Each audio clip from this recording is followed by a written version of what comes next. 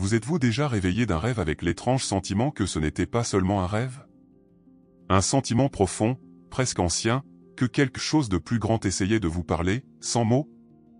Peut-être un symbole, une image forte, un son qui résonnait même lorsque vous étiez déjà éveillé. Peu importe combien de fois vous essayez de l'ignorer, l'écho de ce rêve demeure. Ce n'est pas une coïncidence. C'est l'appel de l'invisible, un message venant des couches les plus profondes de la psyché et l'inconscient collectif, comme dirait Carl Jung. Alors que beaucoup considèrent les rêves comme des déchets mentaux ou une curiosité triviale, certains réalisent la différence. Des rêves qui ne sont pas seulement faits de fragments aléatoires. Ce sont des expériences vivantes, chargées de symboles et d'archétypes qui dépassent la compréhension immédiate. Un message du soi, la partie la plus profonde et la plus sacrée de l'être, qui vous appelle sur un chemin de transformation et de connaissance de soi. Cette vidéo ne parle pas de rêves ordinaires. Il s'agit des signes symboliques que l'esprit envoie, et que beaucoup, malheureusement, préfèrent ignorer.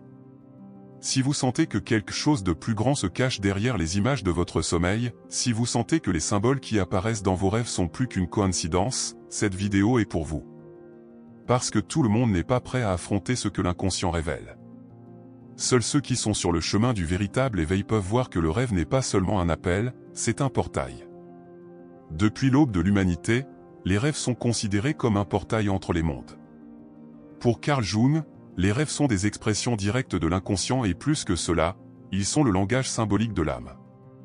Ce ne sont pas seulement des histoires dénuées de sens, mais des messages provenant des profondeurs de la psyché, essayant de percer le voile de l'oubli.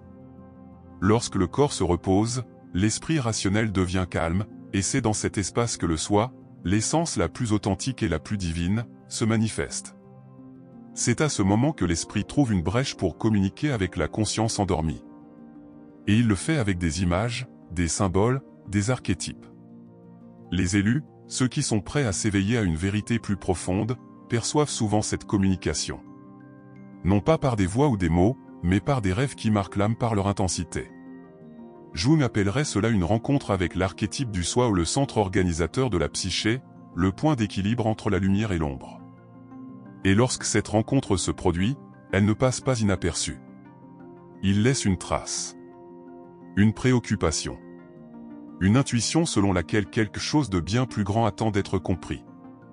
Et cette agitation est le premier pas vers l'éveil. Alors que beaucoup considèrent les rêves comme des vestiges du jour ou des fragments déconnectés, ceux qui ont commencé à écouter les murmures de l'inconscient savent que chaque image porte une signification profonde. La porte dorée qui s'ouvre, la présence lumineuse qui regarde de loin, l'escalier qui mène vers l'inconnu, tout cela ne sont pas des inventions de l'esprit. Ce sont des symboles universels, des archétypes qui traversent les cultures et les époques, codés dans l'inconscient collectif. Elles apparaissent lorsque l'âme est prête à faire un saut vers l'essentiel. Et les ignorer, c'est fermer les yeux sur soi-même. Beaucoup de ces rêves ont une étrange familiarité. Comme si vous aviez déjà été à cet endroit, connu ce symbole. Et d'une certaine manière, c'est déjà le cas.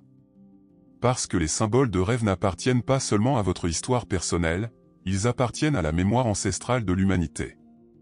Jung appellerait cela une réunion avec sa propre essence, un voyage à l'intérieur de soi-même où le connu et l'inconnu s'entremêlent.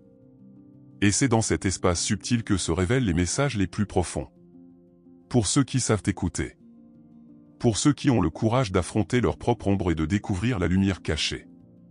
Les élus, sans toujours le savoir, sont ceux qui ressentent l'appel à ce voyage intérieur. Le rêve n'apparaît pas comme un simple spectacle de la nuit, mais comme une invitation à traverser le voile de l'illusion et à reconnaître la vérité cachée. Une image symbolique n'est pas seulement jolie ou intrigante, c'est une clé. Un mot de passe qui, s'il est déchiffré, ouvre les portes de la compréhension de sa propre mission. Il n'est pas étonnant que de nombreuses personnes ressentent un sentiment d'urgence au réveil. C'est le soi qui dit, tu es prêt à te souvenir. Prêt à faire le premier pas sur le chemin de l'éveil. Et cette étape ne se fait pas dans le monde extérieur. Cela commence à l'intérieur, dans le terreau fertile de l'inconscient. Le rêve, dans la vision jungienne, est une rencontre avec l'âme, une répétition pour la vie éveillée. Et lorsqu'un symbole puissant apparaît, peu importe à quel point l'esprit rationnel essaie de le nier, il laisse sa marque. Des signes qui résonnent tout au long de la journée, qui apparaissent dans des conversations aléatoires, qui émergent comme des présages subtils. Les rêves spirituels sont donc des messages codés du soi, attendant que vous ayez le courage de les déchiffrer. Parce qu'à ce moment-là, le véritable éveil commence. Il y a ceux qui rêvent simplement de reposer leur esprit, et il y a ceux qui rêvent d'éveiller leur âme. Les élus n'ont pas de rêves ordinaires. Ils reçoivent des images qui semblent porter une vie propre, des symboles qui collent au cœur et ne disparaissent pas au matin. Jung dirait que ces rêves surviennent lorsque le soi cherche à se détacher de l'ego, forçant la conscience à regarder au-delà de la surface. Ce sont des rêves qui ne s'expliquent pas facilement. Ils apportent un sens de vision, quelque chose qui va au-delà du rationnel et touche le sacré. Ce qui différencie les rêves des rêves choisis, c'est la présence d'archétypes vivants. Ils se manifestent de manière vivante, avec des lumières intenses, des présences mystérieuses et des scènes qui semblent venir d'un autre monde. Ce ne sont pas des créations aléatoires, mais des messages de l'inconscient collectif, destinés à réveiller ceux qui sont prêts. Lorsque le soi décide d'appeler, il le fait avec des symboles universels, l'échelle qui mène au ciel, l'enfant qui sourit silencieusement, le labyrinthe qui défie l'esprit, la lumière dorée qui guide. Rien de tout cela n'est dû au hasard. C'est l'âme qui montre le chemin. Ce ne sont pas seulement des rêves, ce sont des rencontres avec le soi. Le soi, dans la psychologie jungienne, représente la totalité de l'être ce que vous étiez, est éprouvé devenir. Lorsqu'il se manifeste dans les rêves, il ne transmet pas seulement un message. Il s'agit de créer un portail, un pont entre le visible et l'invisible. C'est pourquoi les élus se réveillent avec le cœur battant, les larmes aux yeux ou une certitude inexplicable. Ce n'est pas de la fantaisie. C'est une reconnaissance. C'est l'appel de l'âme qui dit « Êtes-vous prêt à vous rappeler qui vous êtes vraiment ?» Les rêves des élus portent également une énergie différente. Alors que beaucoup ont des rêves chaotiques et décousus, les élus reçoivent des symboles avec une structure, une intrigue et une émotion intense. C'est comme si le soi dirigeait un théâtre pour transmettre un message important. Et ce message n'est pas toujours clair, mais il est ressenti. Un numéro qui se répète, une voix qui appelle votre nom, une présence qui vous observe. Tout cela a un seul but, ramener les consciences sur ce qui compte vraiment. Et plus l'élu résiste, plus les signes deviennent intenses. Ces rencontres de rêves sont profondément transformatrices. Ils n'intriguent pas seulement l'esprit, mais touchent le corps, l'énergie vitale, la mémoire ancestrale. Vous pouvez vous réveiller avec une sensation de lourdeur, de légèreté, de désir de quelque chose que vous ne pouvez pas nommer. Jung appellerait cela la résonance archétypale, lorsque l'âme reconnaît, même sans comprendre. Les élus rêvent différemment parce qu'ils ont une ouverture naturelle au sacré, une prédisposition à écouter le langage symbolique de l'existence. Et cette ouverture devient un portail vers une véritable individuation. Quand un tel rêve se produit, il n'est pas oublié. Il reste. Écho. Réveillez-vous. Parce qu'il ne s'agit pas seulement de ce qui a été vu, mais de ce qui a été ressenti. Et c'est ce sentiment qui différencie les élus de ceux qui dorment encore. Le soi appelle, et seuls ceux qui sont prêts entendent. Seuls ceux qui se permettent de plonger dans le symbolisme, la métaphore et l'imagerie profonde peuvent percer le voile de l'illusion. Et lorsque vous traversez, vous commencez à parcourir le chemin de la transformation où le rêve n'est plus seulement un rêve, mais un portail vers l'éveil spirituel. Les symboles les plus puissants de l'inconscient apparaissent dans les rêves sous forme de scènes chargées d'émotions et de sens. Carl Jung a appelé ces images des archétypes ou des modèles universels qui traversent les cultures et les époques, émergeant de l'inconscient collectif pour guider l'âme. Dans les rêves des élus, certains thèmes se répètent, comme si le soi utilisait un langage spécifique pour chaque voyage. Peu importe que vous en ayez rêvé ou non, ce sont des images qui portent un pouvoir capable d'ouvrir des portes intérieures et de provoquer de véritables réveils. Rêver de voler, par exemple, n'est pas seulement un fantasme de liberté. C'est l'archétype de la transcendance, de l'élévation spirituelle et du dépassement des limites terrestres. C'est l'âme qui répète sa libération. Les rêves dans lesquels une personne est persécutée symbolisent la résistance à l'appel. Ce qui est recherché peut être un aspect rejeté de la psyché, ou même le destin lui-même essayant de se manifester. Jung dirait que ces rêves sont comme des miroirs qui reflètent les ombres auxquelles nous devons faire face pour avancer. La présence de lumière, de figures lumineuses ou d'êtres de lumière dans les rêves indique l'archétype du soi se manifestant. c'est la totalité qui observe, guide et dirige. Ce symbole révèle la recherche d'intégration et de connexion avec le divin en nous. La même chose se produit lorsque vous rêvez d'une voix qui appelle votre nom, un appel archétypal qui résonne dans l'inconscient, comme si l'univers lui-même essayait de nous réveiller à notre véritable essence. Ces rêves donnent le sentiment que quelqu'un, ou quelque chose, attend de l'autre côté. Les nombres 777, 111, 1212 et d'autres qui se répètent apparaissent comme des archétypes numériques chargés de sens.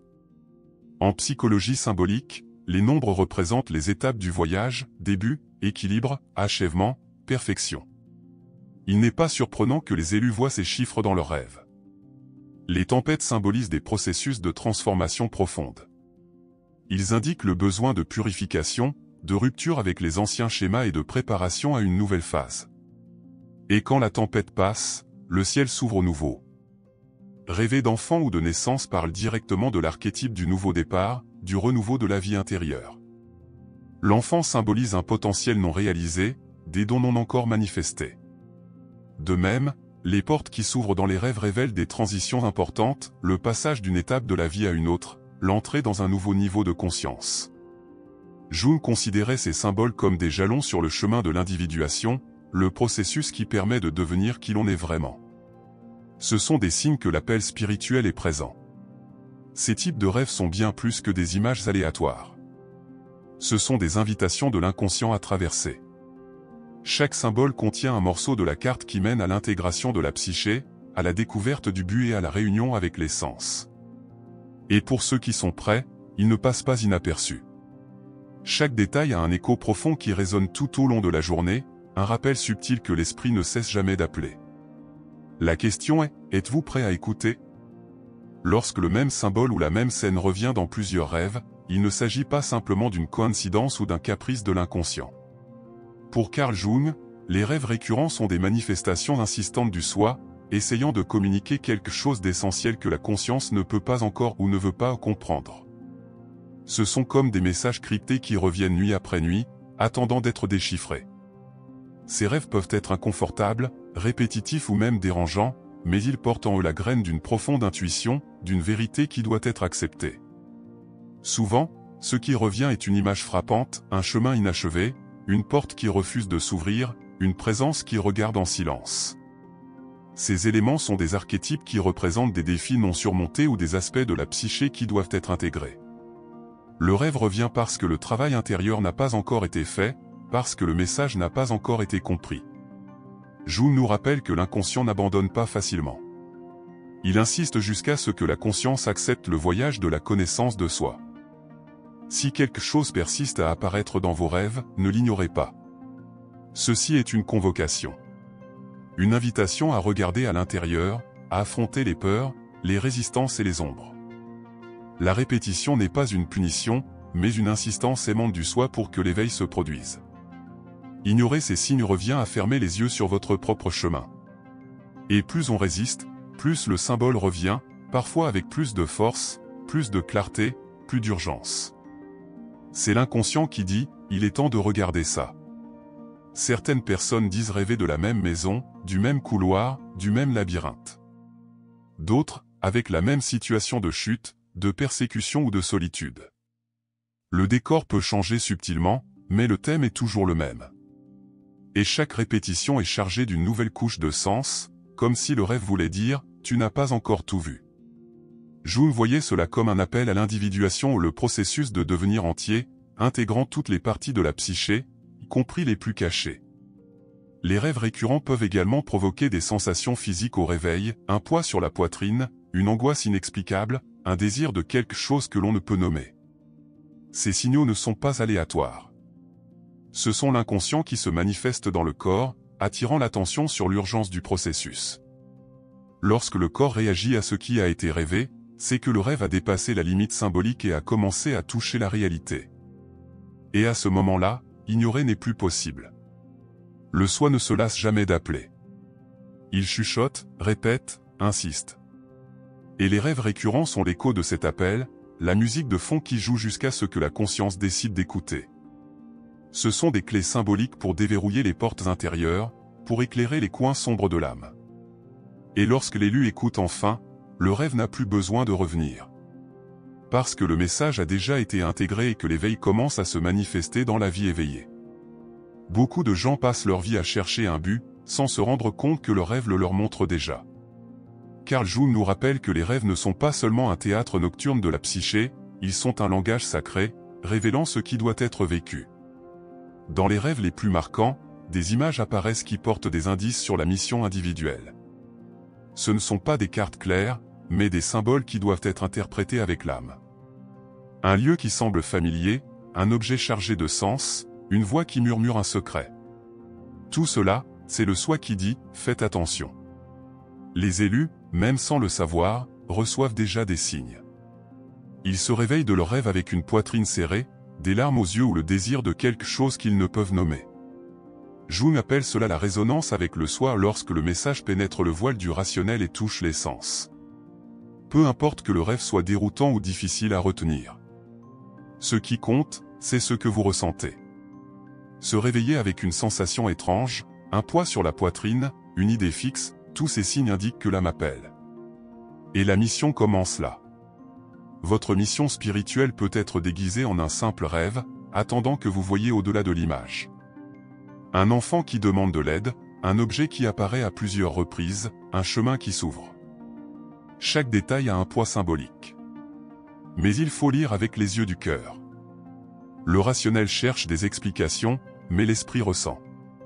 Et c'est ce sentiment qui transforme un rêve en appel, une image en révélation.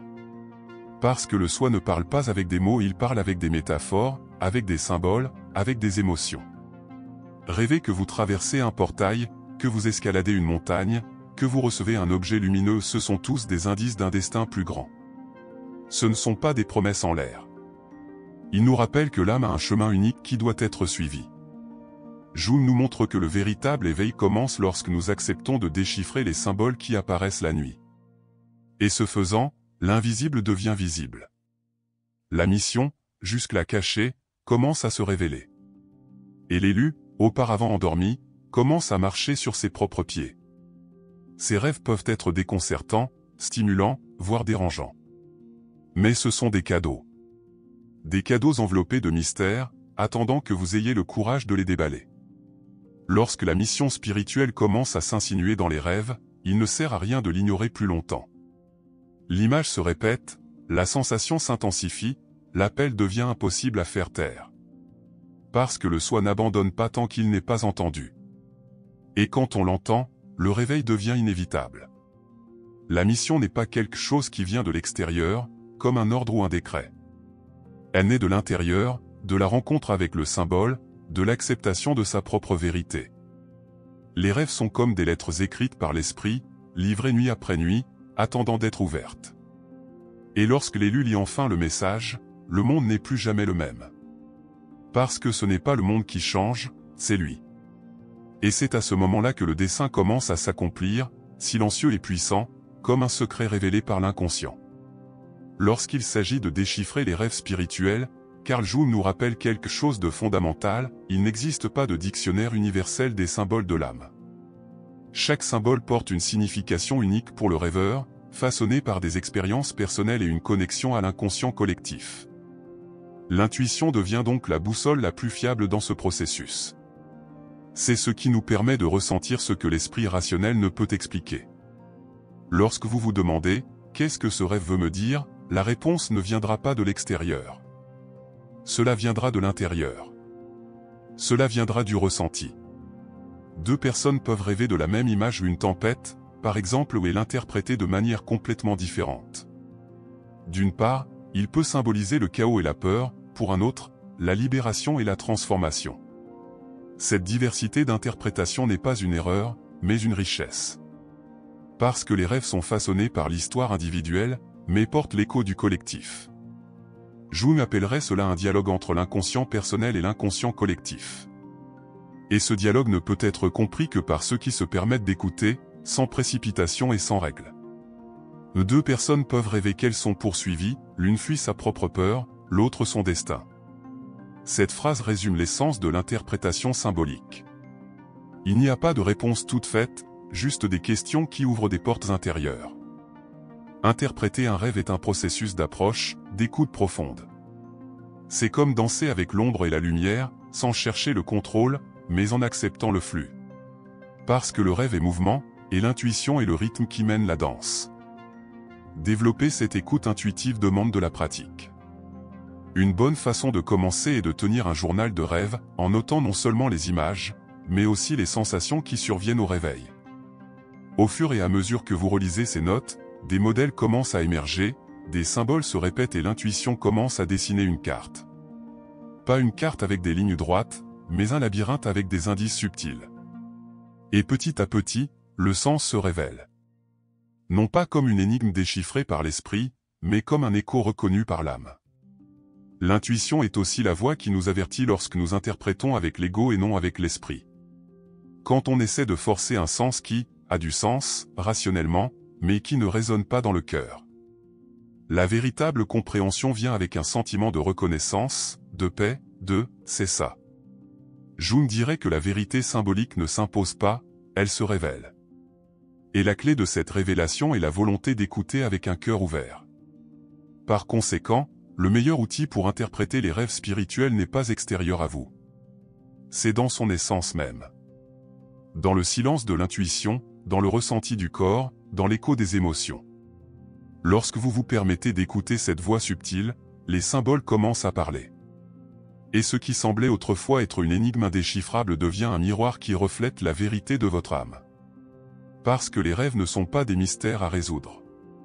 Ce sont des rencontres à vivre. Et chacun est unique, tout comme vous. Les rêves ne sont pas toujours simplement des messagers de sagesse et de transformation. Pour Jung, ils peuvent également agir comme des avertissements, alertant la conscience de quelque chose qui est négligé ou ignoré. Ces messages ne naissent pas de la peur ou d'une punition, mais de tentatives du soi pour protéger et guider. Lorsque quelque chose d'important est sur le point de se produire ou lorsque nous résistons aux changements internes nécessaires, l'inconscient envoie des symboles plus intenses. C'est comme dire, faites attention. Il y a quelque chose que vous devez voir. Ces rêves d'avertissement ont souvent un ton inquiétant. Une chute, une poursuite, une présence inconfortable. Mais ce ne sont pas des menaces. Ce sont des reflets symboliques de conflits internes ou externes auxquels il faut faire face. Jung a observé que souvent, lorsque l'ego refuse d'accepter une vérité ou que ce soit sur lui-même, sur ses relations ou sur ses choix, l'inconscient insiste, envoyant des images fortes pour attirer l'attention. C'est un appel à regarder ce qui est caché sous la surface, à éclairer ce qui est resté dans l'ombre. Mais si vous êtes choisi, votre esprit ne sera jamais pris au dépourvu. Les avertissements arrivent toujours en premier, dans les rêves. Cette phrase révèle la fonction protectrice de ces symboles. Elles apparaissent comme des anticipations de l'inconscient, des signaux d'alerte pour des décisions à repenser, des liens à évaluer ou des chemins à ajuster. Le soi n'envoie pas de peur, mais des invitations à se préparer. Et plus tôt ces signes sont reconnus, moins il y a besoin de crise sur le plan extérieur. Les avertissements liés aux rêves ne s'accompagnent pas toujours d'images terrifiantes. Parfois, ils apparaissent comme une absence, un lieu vide, un silence étrange, un chemin bloqué. Ce vide symbolique indique une perte de connexion avec les sens, un éloignement de son propre but. C'est un rappel que quelque chose est en train d'être oublié et qu'il faut le reprendre. Lorsque le soi envoie ce type de message, il demande de l'attention, de la présence. Ignorer cet appel revient à ouvrir la voie à une intervention plus brutale de la vie. Il y a aussi des rêves qui avertissent de la nécessité d'une clôture, des relations qui n'ont plus de but, des schémas qui doivent être surmontés, des situations qui ne servent plus à la croissance. Rêver de portes qui se ferment, de personnes qui s'éloignent ou de valises qui sont faites ne signifie pas une perte littérale. Cela signifie que quelque chose doit être complété en interne. C'est le langage symbolique de l'inconscient qui dit « il est temps de passer à autre chose ». Ceux qui écoutent évitent les souffrances inutiles et font place à la nouveauté. Les rêves d'avertissement ne viennent pas pour effrayer, mais pour protéger. Ce sont des cadeaux déguisés, des clés symboliques pour ajuster le cap avant que quelque chose de plus difficile ne se produise. Jung voyait en eux l'intelligence aimante de l'inconscient, toujours prête à guider la psyché sur le chemin de l'équilibre et de l'individuation.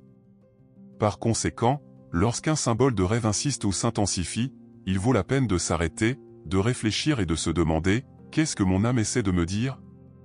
Parce que la réponse est déjà là, attendant d'être entendu. Si vous êtes arrivé jusqu'ici, quelque chose en vous a déjà commencé à s'éveiller. Le simple fait d'être attentif au symbole du rêve indique que votre âme est prête à entendre l'appel du soi. Carl Jung nous rappelle que l'éveil spirituel ne se produit pas de manière grandiose ou bruyante. Cela commence dans le silence de la nuit, dans les images qui surgissent lorsque l'esprit se repose et que l'inconscient se manifeste. Chaque symbole, chaque sensation, chaque fragment de rêve est une invitation à traverser le voile de la superficialité et à plonger dans le mystère. Les rêves spirituels sont comme des lettres envoyées par le soi, écrites dans une langue que seule l'âme reconnaît. Il n'est pas nécessaire de tout comprendre immédiatement. L'important c'est de ressentir. Laissez les images s'installer dans votre cœur, laissez les questions surgir sans vous précipiter pour trouver des réponses. Jung nous montre que l'inconscient ne nous bouscule pas, mais nous invite à marcher côte à côte avec le mystère. Et c'est au cours de cette marche que commence le véritable voyage, un voyage intérieur, silencieux et profondément transformateur. Ce n'est pas un voyage qui sera raconté dans de futurs chapitres ou vidéos. C'est un chemin que vous commencez maintenant, à cet instant, lorsque vous décidez de prêter attention à ce dont vous rêvez. N'attendez pas de signes extérieurs ou de révélations spectaculaires. La révélation a déjà commencé, en vous. Et c'est à travers les rêves que le soi continuera à guider, à enseigner, à éveiller. C'est un voyage qui n'a pas de fin, car il ne s'agit pas d'atteindre une destination, mais de devenir de plus en plus entier, de plus en plus proche de votre vérité la plus profonde. Désormais, lorsque vos yeux se ferment la nuit, rappelez-vous que vous ne faites pas que dormir. Vous entrez dans un espace sacré, où l'âme rencontre le soi et où se déroule le voyage intérieur. Chaque rêve est une invitation, un miroir, une clé.